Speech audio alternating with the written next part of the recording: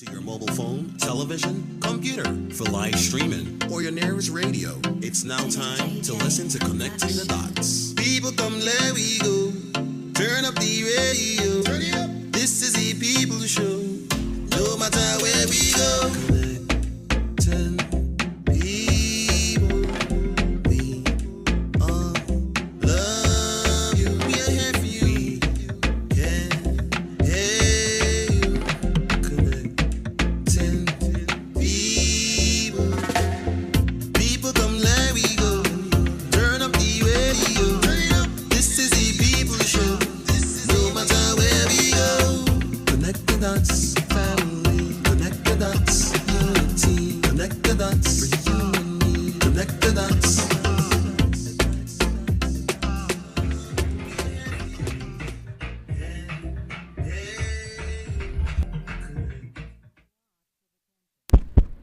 Good morning. I say good morning to the U.S. Virgin Islands. Good morning to each and every one of you out there. I hope you enjoyed your weekend. And I know for those, let me start with those proud parents out there of graduate. I want to say congratulations to each and every one of the graduates. And for those who have been promoted to the higher level, of course, from the elementary school level, and all the promotional exercises that you had in the territory. I just want to congratulate those parents as well and ask them to continue encouraging the young as they start to elevate with their academics.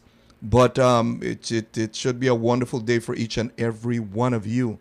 And, you know, before I start indulging in any discussions about the various different things, I just wanted to sort of pivot here and just congratulate a young man out of St. Croix. It appears in the paper this morning, where the creator of Mr. Pete's Playhouse released a agricultural fair inspired book.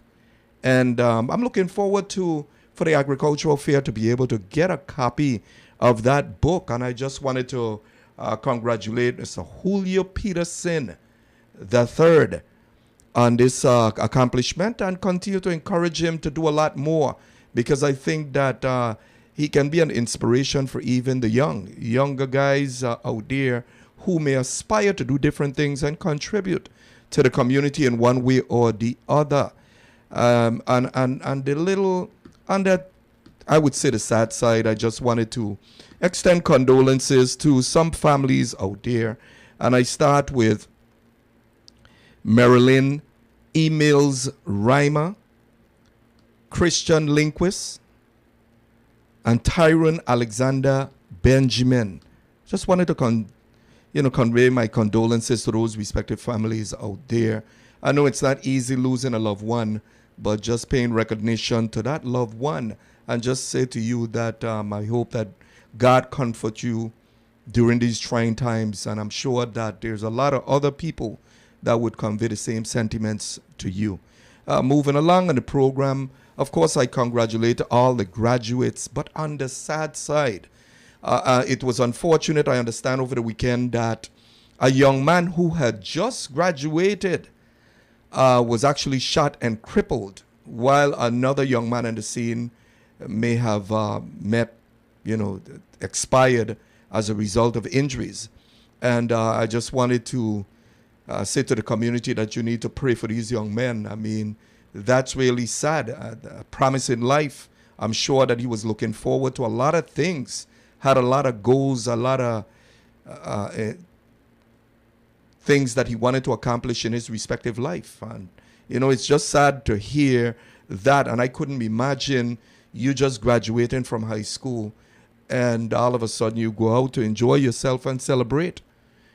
And an unfortunate incident may have taken place, and ultimately an unfortunate outcome where that young man was actually shot and now I understand is supposed to be crippled. And I pray for his speedy recovery, and I pray for the family as well, because I know the family has to feel it and has to have been impacted in the worst way. So we pray for you and hope that your child has because it will always be a child. A parent look at their children always as a child, but it's a young adult. But we pray for him and we pray for his speedy recovery. And we pray that you are comforted and encouraged in knowing that he is going to experience a speedy recovery. So preach it into existence. Moving along, the home repair program again. I saw in the newspaper this morning where HUD actually gave the territory, or the territory will receive another $2 million for the purpose of this different initiative, I guess, under HUD. And I have not been able to read the specifics of what is taking place or what the grant is earmarked for. But I'm sure that we'll be able to discuss it in coming weeks, because this home repair program, the Envision program, what Armand did in the territory is not going anywhere. And I'm telling you, it's going to surface, and it's going to surface into the very near future. And the reason I'm saying that is because as some of us live the luxury of having in our respective homes and our homes intact, but there are those people who live under some very adverse conditions, still have tops on their roof. And I can't repeat this enough. And I promised that I was going to repeat it every single broadcast, at least have it in the updates, because it's relatively unfortunate that these individuals continue to live under these dire conditions. I mean, could you imagine? We had an overcast for the last 4 days. Yesterday was cloudy. The day before was cloudy. Could you imagine how traumatized those individuals are in their domicile, in their homes, anticipating that it's going to rain, and if it rains, they have to look for where the water is coming in the house, the leaks, to put buckets and pots to catch the water so they don't be walking in a pool of water. That's not a good experience at all. And, I'm getting ready to go and visit a couple of homes in the coming days just to see the conditions that they're living under, because I think it's important that we try to raise a level of consciousness, because this is demonstrating a lack of sensitivity towards this community. And it's rather unfortunate that this thing, for some odd reason, is still persisting. Now we're getting ready to embark on a new hurricane season, and you got residents out there still living under these conditions. So let's say that they're getting disqualified because one may have received some insurance money. Do you realize the cost of repair today? So even those who receive some form of revenues or monies for the damages to their homes, whether they recovered some insurance, there might still be a lot of money required to complete repairs. So I believe that there should be a mechanism under the program that gives those applicants who may get disqualified, denied, whatever you want to call it, some sense of direction as to where to go, what department, what agency that they can get additional assistance from. You got some of those that getting disqualified because they applied for an SBA loan, low interest loan, and they consider that to be some form of financial windfall. You got to pay back the loan. So you're actually putting them, they're getting placed deeper in debt without any structured direction. So we need to develop an extension of that respective agency that's supposed to be looking out for the residents of the Virgin Islands who have been disenfranchised or displaced as a result, no fault of theirs, as a result of 2 Category 5 hurricanes. And on top of that, we're dealing with COVID and the amount of people that have become unemployed because of COVID. It's a disaster after disaster. And we want to know when the people of the Virgin Islands are going to really get some kind of daylight. But people are struggling with this program, and it's I have to repeat it and regurgitate it. And in fact, I may decide to generate a petition to file it in the courts to see if we could prompt or force them to work at a faster pace. I don't need to name any individuals. Those of you who have applied for this program and still in your homes waiting, those of you and some of you who have been disqualified or denied for whatever reason, You know exactly what I'm talking about, and I'm hopeful that we see some kind of activity. But you know, it's interesting, and let me step over to something else here. You heard me over a year ago talk about the accomplishments of an athlete out of the Virgin Islands and her true value, her in this instance. And we've had ambassadors who are male, female, but athletes who have accomplished major milestones in their respective careers. You heard me talk about Aaliyah Boston from over 2 years ago, and I spoke about what she was headed to accomplish. I spoke and may have preached it into existence that Aaliyah Boston was going to become MVP and perhaps the Associated Press Player of the Year and receive all the awards that come with it. I spoke back then and encouraged the administration to use her as an ambassador, but actually hold a parade in the Virgin Islands for her to show the appreciation that we have for her, to put her on center stage, on display, that we appreciate what she has accomplished. And I guess I preached it into existence because it's going to happen. She's going to have a parade when she revisit the Virgin Islands, and I'm hoping that the organizers put the best into it. Because when you see how she's revered there in South Carolina, and how even throughout the United States, the NCAA, all the fans of the different teams is applauding her. And the things that they say about her. Yes, hailing from the U.S. Virgin Islands. And she's proud. I've heard, and I was so proud to hear her say she's from St. Thomas, U.S. Virgin Islands. And that's why I always was so proud to hear Timmy Duncan as well. Julian Jackson, a whole lot of them that came from these parts speak about the Virgin Islands and proud of where they're from. And in some instances, flying the VI flag. I am proud. I get so excited when I see that because we are a population, I believe it's down to like 109,000 people on all three islands. And for us to produce a world-class athlete that just outshine athletes coming from every one of the states. And we know the population throughout the United States.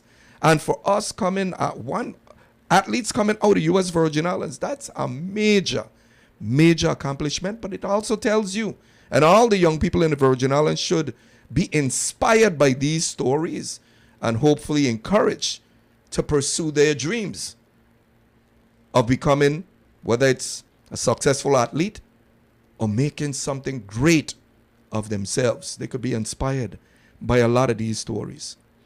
Well, folks, this morning, the topic that we're going to discuss is what is causing these ridiculous gas prices? Because I know it's a lot more sophisticated than most of us Virgin Islanders can see, can determine, can evaluate and analyze for ourselves. But I like to put things in layman terms where we're able to understand an issue. Because you see, as we drive around here in the U.S. Virgin Islands, and there's questions that I'm going to pose here for the public and encourage you to call in, chime in on the discussion, offer your contributions to the discussion on what you think is happening, how are you impacted. And again, I'm saying the topic this morning is what is causing the rising gas prices. Because those gas prices, when I'm looking at the pump, I went to the pump to fill my car and it cost me $128 to fill my car. I mean, much my fault in one instance because I've been told over the years that if you use the premium gas on your car, your engine will perform better and the car, your engine, will last a lot longer. So I put premium in my car. But not everyone are going to be able to afford premium. They might go with regular, 87, 89. And it's still costing a lot of money because when you look at the prices on the pumps, you know, so the questions that we have to pose this morning is what are families, you know, how are families affected? Are families deciding to stay within the confinement of their home, drive their car less, carpool with someone, don't disclose that they're carpooling because they don't want to burn their gas?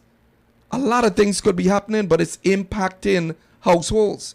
Because you see, this all affects, or this all is part of that equation, the cost of living. So now you have gas prices that are impacting. And the question I have to also pivot over and ask is whether or not we could expect WAPA rates to go up again. How are they going to be purchasing their fuel? Where is their fuel going to come from? Are their providers or suppliers going to increase the cost of fuel, where you look at your bills and you'll see LEAC leap in increments and passed on to the consumers? I heard years ago, because everybody have a plan. Everyone has a plan to address an issue. But then when they're taken to task, they're on full display and they have to present that plan. There's no plan. So the question I ask in terms of extending relief for the people of the Virgin Islands, what's the plan? I have some ideas of my own, and I'm going to share them in a few minutes. But let me go down the list of questions that we should be asking, because with these list of questions that we should be asking, I think they're relevant questions, and that many Virgin Islanders who are going to feel that pinch, because the question that prevailing question that we should ask is, does gas prices have a stranglehold on the consumers of the Virgin Islands? And when I say a stranglehold, there's many of you have to work. You have to complete a lot of different chores. You have no choice but to drive your vehicles back and forth. You got kids to take to school, kids to pick up from school. You have to go grocery shopping. You have to go other forms of shopping. And there's a whole lot of stuff that you have to do. This is reality. And I know that people in the United States are actually experiencing the same thing. And they're asking themselves some questions. What role can the refinery play in lowering gas prices? We got a refinery right across the water. I'm here in St. Thomas. We're in the St. Thomas St. John district. St. Croix had an oil refinery that had a catalytic cracking plant that actually was processing the oil to fuel, different forms of fuel. Are we going to capitalize on that? Are we going to maximize that? Because you see, there's even a story with the new, the new owners of the refinery. Are they going to simply be bunkering? Or are they going to crank up the refinery and start to try to process some fuel and lower gas prices for the people of the Virgin Islands? Because you see, if they're processing crude oil and enter an agreement with, let's say, a sheik or someone else who has an inventory, who has a set aside, then certainly the people of the Virgin Islands could be able to benefit from this in terms of low gas prices. Do you realize that when we had an agreement with PDVSA or Venezuela, that they provided us with crude oil, of course, in exchange for a percentage of ownership over the years and a minimum cost for the crude oil? We no longer have that type of relationship in place. But I'm quickly reminded that the people in Venezuela was paying as little as, I ain't gonna say as little as 6 cents. In fact, it was 2 cents a gallon of fuel for their vehicles. Do you realize some of us, or some people at the Virgin Islands, and their salaries could relocate to Venezuela and live a life of the rich? I don't know what the case is. Now I understand that their gasoline prices has gone up because Chavez, before he left public office, decided that he was going to break the relationship, that he was going to pull out of owning Hovensa because he refused to pay over $750 million in environmental fines. So we find ourselves with a facility there in St. Croix, And I understand there's a new owner.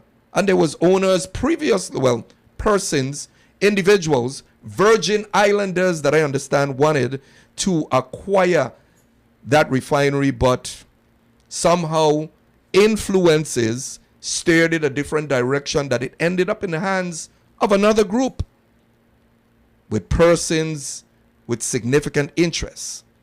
But that's something we could talk about later on and dive into stuff like that. But we're talking today, will gas prices continue to increase? Does high gas prices, and I'm going to repeat this again, does high gas prices have a stranglehold on the people of the Virgin Islands, consumers? Because everyone that lives here is going to be affected. And I mean everyone, regardless of your status, you're going to be affected in one way or the other. So I just thought that it was important to bring this particular issue up this morning and allow for you to chime in on the discussion and offer your suggestion. So let me break it down and start breaking it down in two different areas, because the prices that you get at the pump now today, folks, is really combined. And when I say combined, it's combined with costs, combined with profit for the seller, and combined with a tax that the government levy or have attached to the gas. So now, in the form of relief for Virgin Islanders, if we having all this money coming in, we should be asking for money in that respective area as well, because then maybe we could provide people at the Virgin Islands, the consumers, with some form of relief in maybe suspending the 15 cents tax that they have on the gas, that I think is 15 cents that they collect from each gallon of gas sold. Whether or not we would be able to get some relief in that form. What's the plan? Is Virgin Islanders going to see innovative and creative thinking in the way that they address issues that is placing Virgin Islanders in peril? Because it seems as though groceries are going up, your utilities has gone up, your gas is going up right before your very eyes. I'm not going to blame the retailer that is indulging in a business, a legitimate business. Yes, we could question the practices of some, because I've always said that there's a bad and good in every element of life. And certainly there might be a bad retailer and a good retailer. We would hope that the majority of them are good retailers, because, I mean, there are laws in the Virgin Islands that addresses the issue of gouging, and there's a lot of Virgin Islanders that actually felt that some people are gouging the consumers. But could you imagine what the retailers are being confronted with the fluctuation of the costs? And what is going to happen to the inventory? It's questions that we have to start asking ourselves in terms of preparing for the reality.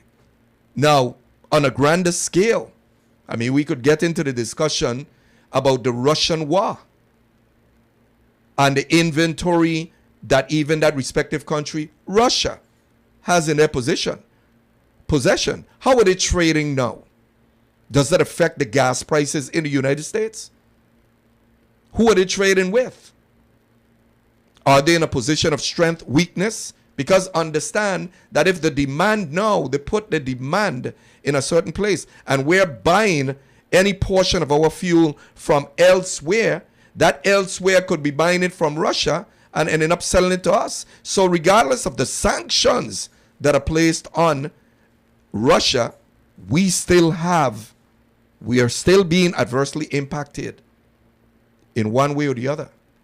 Now I understand that the President of the United States is going to free up some oil for the purpose of trying to address the gasoline. I don't think that is going to be the ultimate solution. Maybe it might be that we could get the gas prices under control for a period of time. But this Russian war, this war against Ukraine, and the sanctions against Russia in some respects, because remember, Russia have allies. So now let's come back to the U.S. Virgin Islands. We could, we pray for those people who are falling victims to war. And we live in a place, of course, protected by the United States.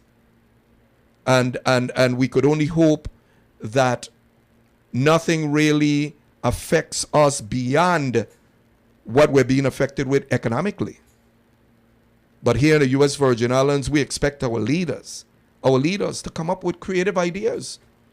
I'm sure that one of the senators in the institution, the legislature, could consider suspending that 15 cents and letting them adjust it at the pump to show Virgin Islanders that you're trying to provide them with some form of relief for a period of time. It could be 8 months, it could be 9 months. Don't say you got the idea from Adler Fonsi Donistorg. I could care less about that. Just do something. Do something for Virgin Islanders to see some relief. We expect the adjustments, the innovative and creative thinking to be applied in a lot of other areas for Virgin Islanders. Because is the fuel costs going to elevate our WAPA bills?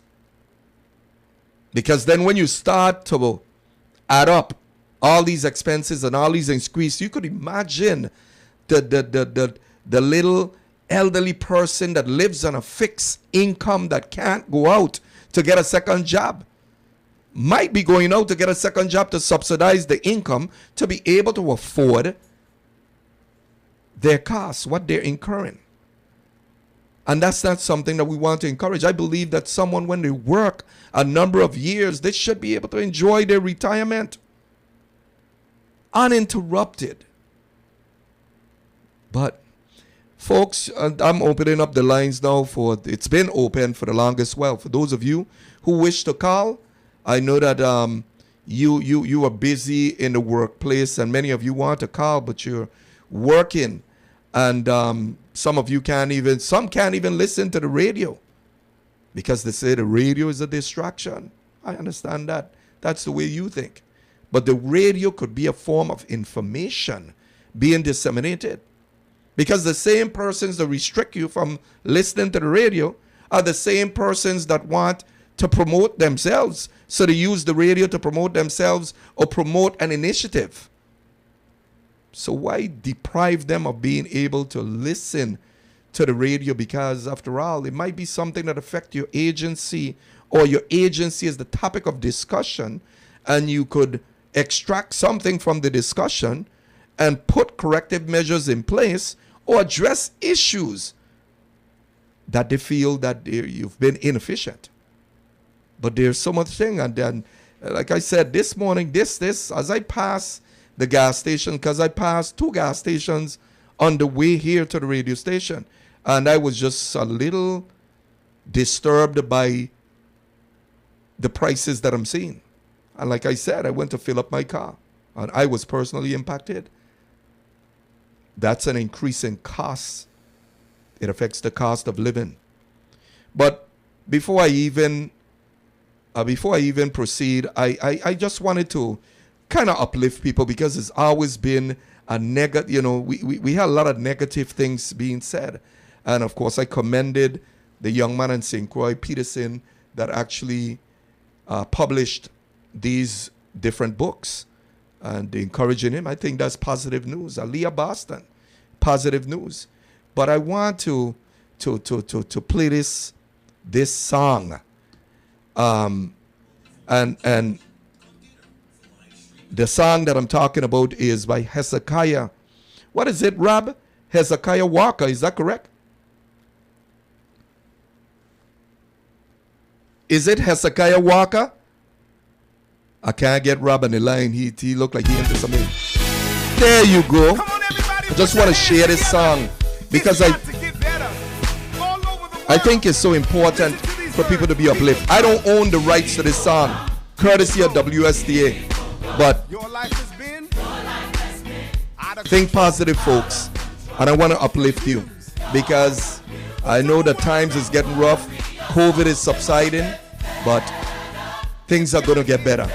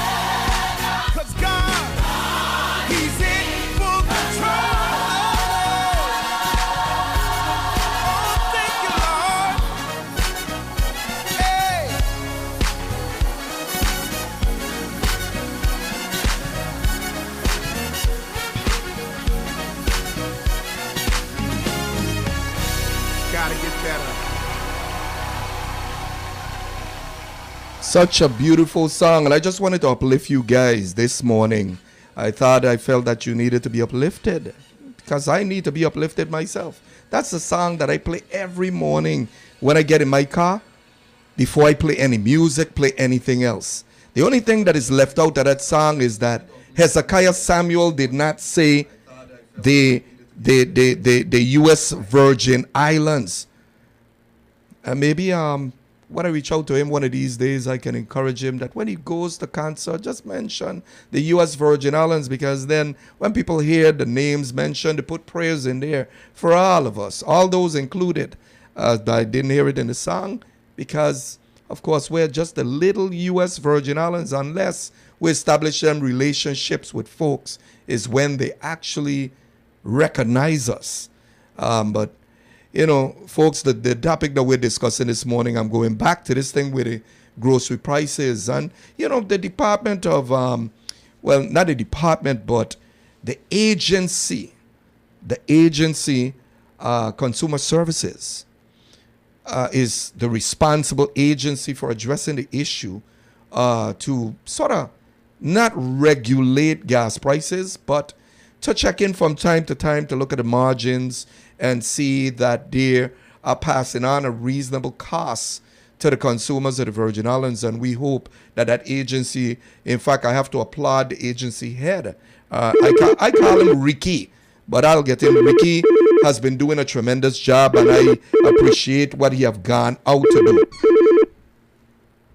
Let me go to the telephone lines. Good morning, you on the air. Connect the dots.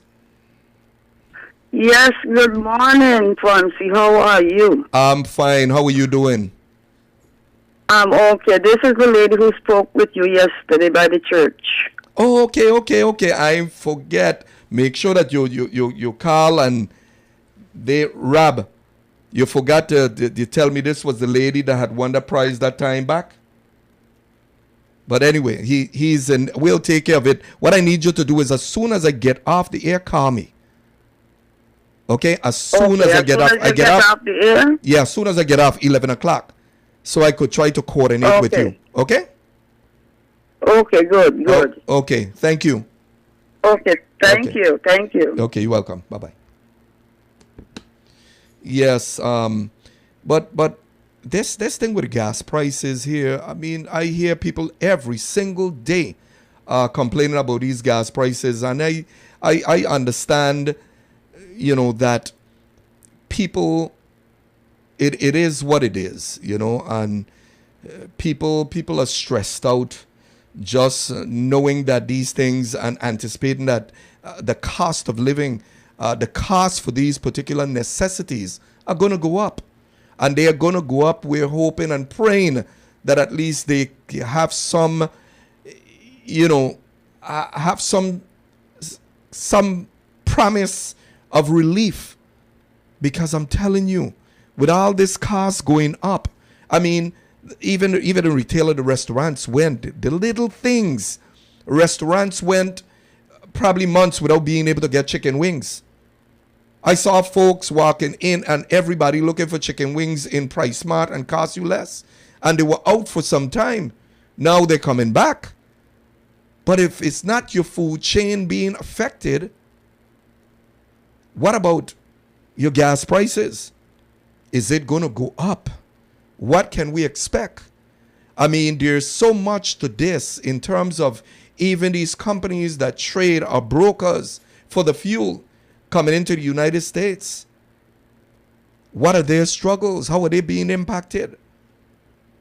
But I want to not venture to go into that deep discussion in that area, but talk about the U.S. Virgin Islands and the leadership. What's the plan to provide Virgin Islanders with some type of relief? Because they know the forecast. They know exactly what's going to be happening. What is the plan? Is there a game plan? Is there a plan to really address this issue? I suggested something a few minutes ago. Because, you see, we have to be creative. We have to be creative in order to put things out there that make sense, that are logical, that are realistic, and really not hope, but be ensured of a certain outcome in this area.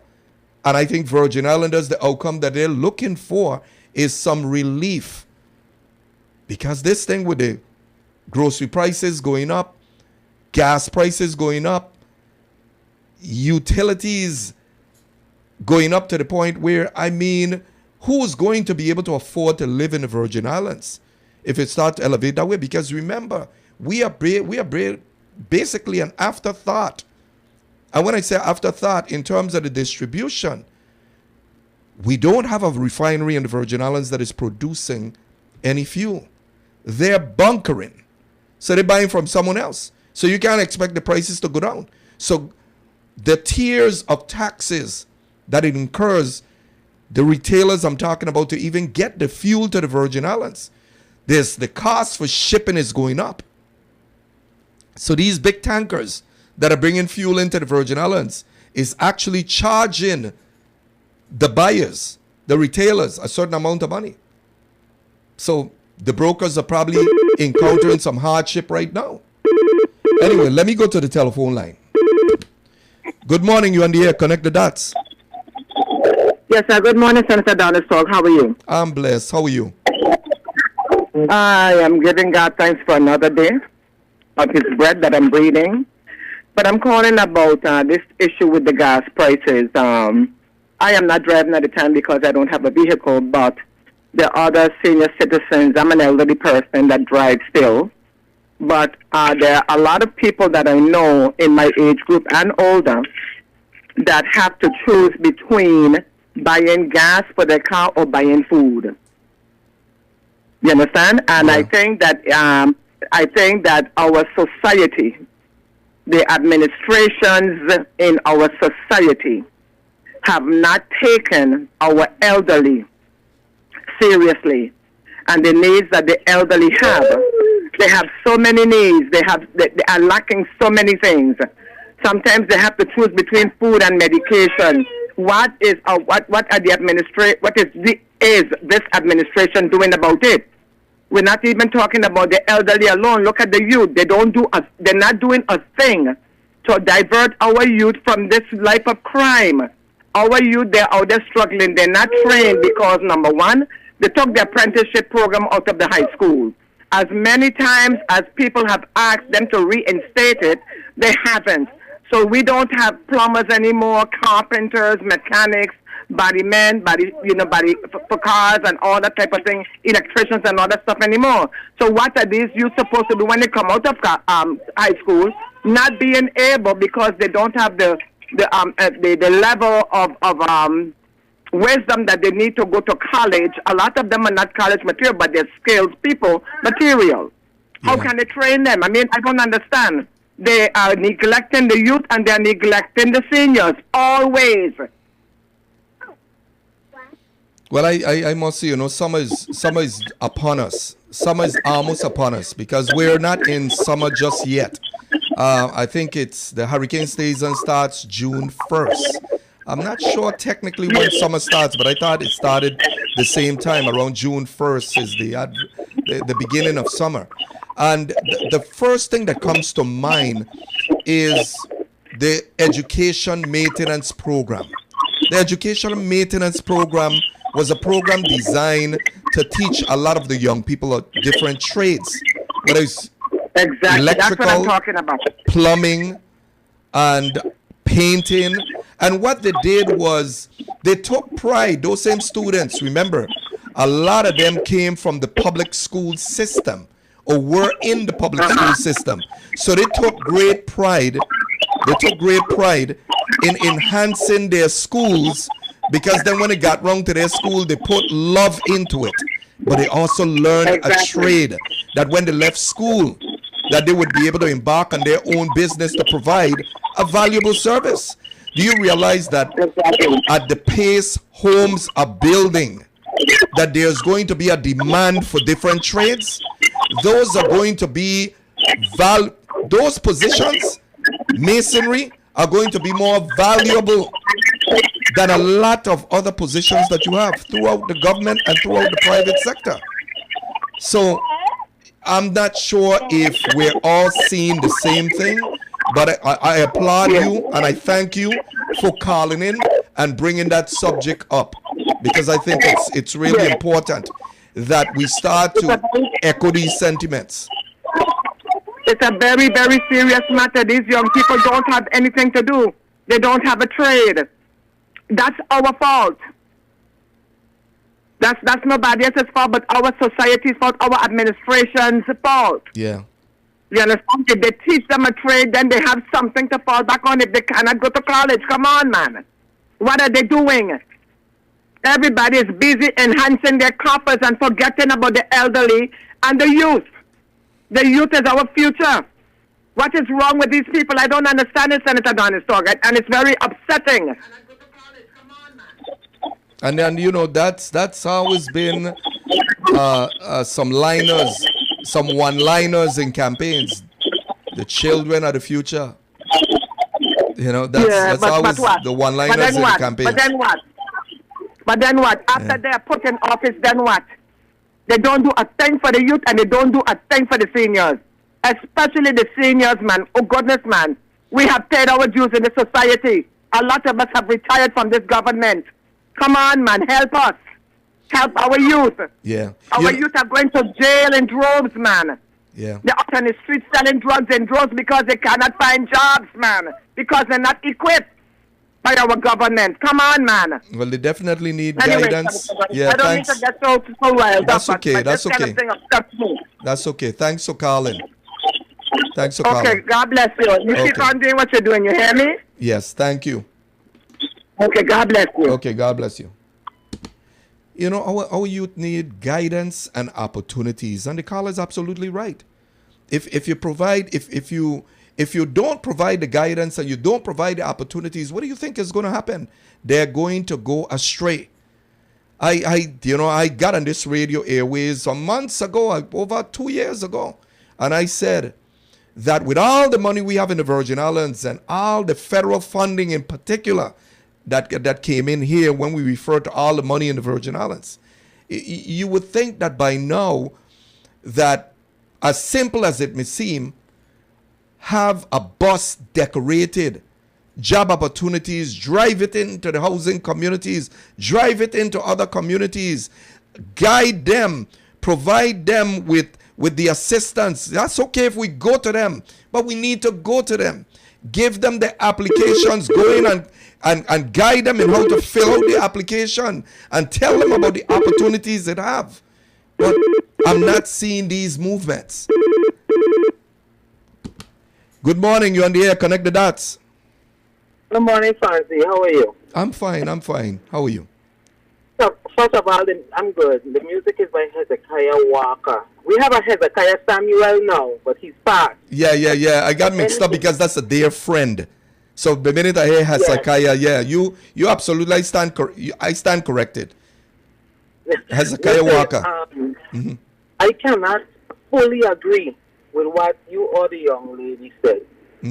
We have put too much blame on the government most times. It's the truth. Now, I am a retired vocational education teacher, so I understand fully how we gone from having that kind of program for our children and the job training and stuff. What we had, we don't have it anymore, and it needs to come back.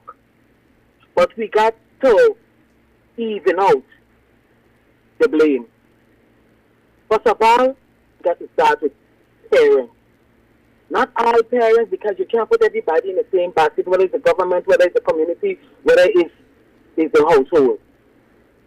But you have to, a lot, parents have some blame. And then you can't really blame them totally. Why? Like you were saying, a lot of parents have to go work 2 and 3 jobs to make ends meet. When they do that, who raising these children? Exactly. They treat them raising the children. Okay? Another blame is our laws. They have taken away the right from parents to discipline their children to the point where you have some parents afraid to even touch them. Now, yes, you have some parents who's abusive. That goes without saying. Yeah. Okay? But the laws have put it to a point where adults have no say when it comes to these children. Our school system is the same way. I was one of those teachers they love to hate because I used to stand my ground. Yeah. I used to make sure that I set my rules day one. So, of course, I might come off harsh, I might come off unlikable, but when you leave my class, you're learning something. So, as much as our educational system watching down our curriculum for these children to pass, and they're coming out here and can't even get into the college by passing the entrance exam, you understand? Yeah. That's a lot. Yeah. So, we have to even out the blame, because I always say that no matter what administration go in there, if you like someone or something, regardless of certain parts, even though you might pull them on the side and tell them, you're still supporting them. And if you don't like them, it's the same thing will happen. You're going to come out in full force and talk all the negative. You ain't talking no positive. Yeah. Well, you let me understand? let me just address one thing you said. Because you said you didn't agree with the previous caller, you didn't agree with myself. Not Wait, full, but let me in finish. full. Yeah, but let me finish. You didn't agree with us on the position you can't blame the government. Nobody is just blaming government. Understand that there is something called, and I want you to always remember this as well. There's something called taxation without representation. I'm going to repeat it. Taxation without representation. The people have a right to speak out if they feel that they're voids. Because remember, when taxes was invented, when taxes came about because the government established that there had to be some recurring revenues in order for them to provide essential services. What is among essential services? Infrastructure, education, healthcare, and the list goes on. So there's nothing wrong with any resident, any citizen, feeling that government is not delivering the deliverables on a timely basis or not delivering it at all. And in this instance, when you have some of us who could step back and talk about the vocational program, because if it's one person appreciate it, it's me. I worked on that education maintenance program. It wasn't the vocational program per se, but it was a program designed to provide young people with trades, to learn different trades. And I appreciated it because today, anything I decide to do, I could build cabinets in a house. I could do plumbing. I could do electrical work. I could paint a house or paint any building. Where did I learn that? I learned that from the education maintenance program. You know, so I want to see something that truly worked, that those coming after us might be able to benefit from it. Yeah, and that's what we were saying. I agree. I agree. Again, I am a vocational education teacher. Yeah. I came through the vocational system as a teacher that inspired me. I had on-the-job training. Yeah. I went to college. I did what I did. I had on-the-job up there as well. And I came back home. And I stepped right into that particular teacher who were my teacher shoes. Well, I have to thank you. I was a replacement at the school. Well, they should be thanking you. They should be thanking you. My thing is, it's not that, like I said, it's not that I disagree wholeheartedly, because vocational education has to come and aid all children set to go to college. And I know that now by sending my children, I would tell any parent, don't go get no parent loan to battle you down, because when these children come home and can't find a job, you got to do it. And even if they could do it, they don't want to do it. We're going to be real with that. You got some children out there, got $400 and $500 a month car, living in their mother, the parents' house, ain't paying a dime, and still don't want to turn around and pay that loan and put that loan responsibility on their parents. I will tell the parents too, don't send them to university and college if they don't want to go. They got trade school and those kind of schools that they could go and pick up one of those courses and learn that skill. So I'm not against that at all. Yeah. You know, I'm not against that at all. I was just saying, let's even it out. The government, yes, and then again, let's stay real. You got in these times, even if we bring that back, you know how much work we have to do to change the mindset of these children? Well, it's a contributing factor, it would be a contributing factor. We have a lot of work to do. Definitely. Yeah.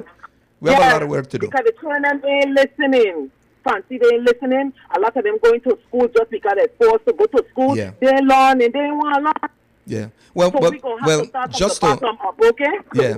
Yeah, so well, just enjoy the the day. Thank you. Yeah, thank you. Okay, thank you for calling. Okay. Bye-bye. Well, just to add some clarity to it, you know, I believe in being proactive and not just being reactive. Do you realize that in a lot of instances the government respond under crisis? It has to be a crisis in order for you to see some movement. That's being reactive. Proactive, okay, let's start generating some program. Let's embark on some initiatives. Oh, I missed the call. If the caller could call back, I apologize. But I just believe in government being proactive, you know, and start getting, you know, this education maintenance program. It worked. Can we bring it back? Yes, we can bring it back. Don't wait for the killing and wait for people to talk and all of that stuff, you know. There's a lot we can be doing. Good morning, you're on the air, Connect the Dots. Good morning, Mr. Donister. How are you? I'm fine. How are you? You know, this thing been going on so long. From the time Mr. Donister then went home, and the other gentleman before him, we were up to the direction, and the children wasn't getting the shop classes. Look how long this going on, and nobody never put it back. Yeah. Well, I know. They're acting like they're deaf. Yeah. Well, I know. Because I learned, Go I ahead. learned to fix the weedy right up there with Mr. Donister. Then he used to have some little class in the night. Yeah. And I know that them children, I have children on the street. I know them. There's mechanics and some is plumbers. But we need more. Because everybody don't find the easiest way. Because Yeah. they don't stress themselves out like us. Yeah. We older, Yeah. but nobody still ain't trying to put back the vocational class. We just talking. What they hearing? Well, you know, and you know, yesterday I went to church, the church down in Bordeaux, and I ran into Bernard. I don't know if you know Bernard that used to work education maintenance. And you know, him. yeah, and Bernard, I was so glad to see him because, you know, as a 14-year-old, 15-year-old, I actually grew up under Bernard, and I remember Bernard being one of our instructors as we went out to the different schools to do general repairs, but to really prep the schools for the opening, you know, of school.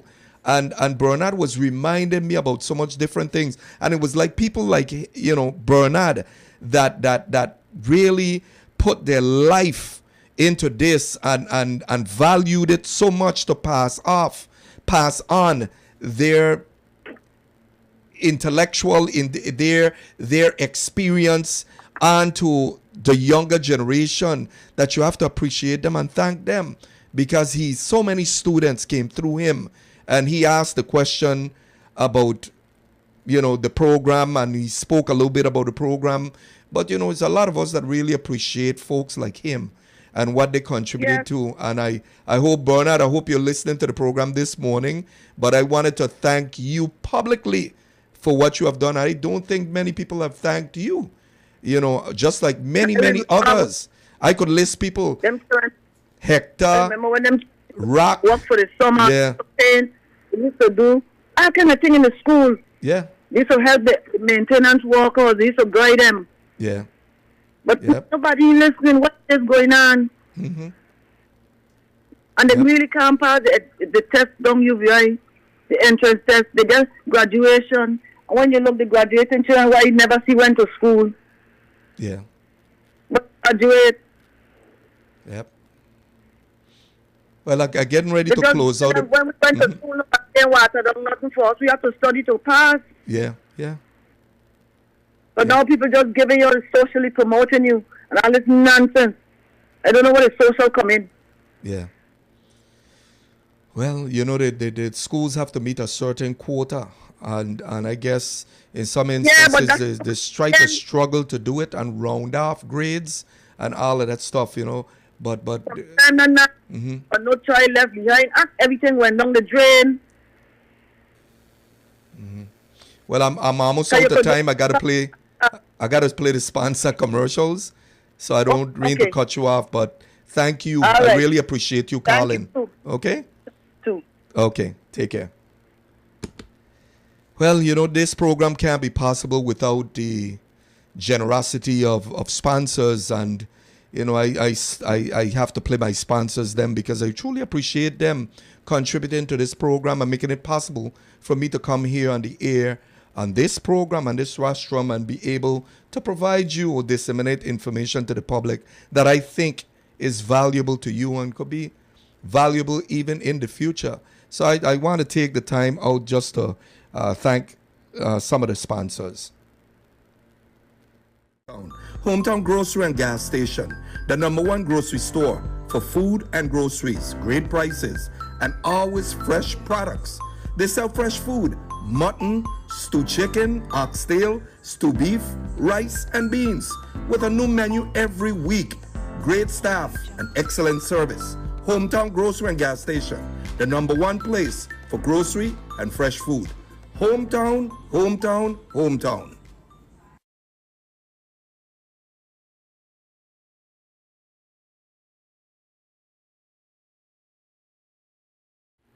Yes, I just wanted to thank. I just wanted to thank one of the sponsors. Them, of course, we have several other sponsors. That just tune into this. Actually, contribute to this program every single Monday, and I really appreciate them. And just to call another one. Have any of you guys been to the meetup? It's right there at the movie theater, right there next to Cost You Less.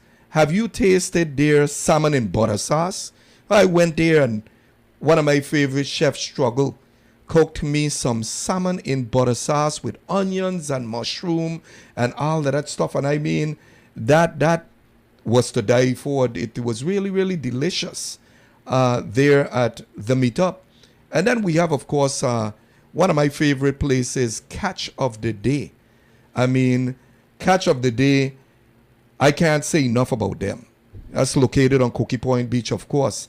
And Catch of the Day, they have live fresh lobster. I don't like to see the lobster fresh and being cooked while it's alive, but that's how they cook it. But they have conch and butter sauce, and they have all types of different dishes, and they pride themselves on saying they have surf and turf. And of course, their slogan, from the water to the pot to your mouth. And I would stand corrected because I was saying from the sea to the pot to your mouth. But it is from the water. You know how us West Indian people speak. We have our different ways of expressing ourselves. And I just wanted to thank Catch of the Day as well. And you guys just take the time out and go to Catch of the Day. There's so much stuff going on down there. So much different activity. They have a children's park and everything right there. Or children's playground, as I would call it. But it's enjoyable, and I think it's just becoming so friendly that it's a place that you would want to frequent and get something nice to eat. And, folks, I'm here every Monday morning, and I'm just about here to the end of the program. And what we're discussing is the gasoline prices. And of course, people just have issues that affect them personally and wanted to express themselves on those issues. And I'm at the end of my hour. It's now 11:02 a.m. here in the U.S. Virgin Islands. This was Adela Fonsi Donistorg here with you once again this Monday morning on Connect the Dots here live at WSTA Lucky 13. I just want to thank each and every one of you for tuning in and asking you to tune in next Monday. I'm going to be starting a series called Asking Folks throughout the community in West Indian terms, how the country running. How the country running is just going to cover a gamut of things, but it allows you the opportunity to just express yourself and freely express yourself and how you feel everything is going. Because you see, there are many of you, and I hear this throughout the territory as I traverse, many of you that feel very taken back and feel that the Virgin Islands could do a lot better, can look a lot better, can feel a lot better, and certainly ultimately that our quality of life gets a lot better. So until next Monday, this has been Adela Fonsi Donistorg here with you once again, live here on WSTA. Have a very great Monday, but a productive week. God bless. Please log in to your mobile phone, television, computer for live streaming or your nearest radio. It's now time to listen to Connecting the Dots. People come, let we go.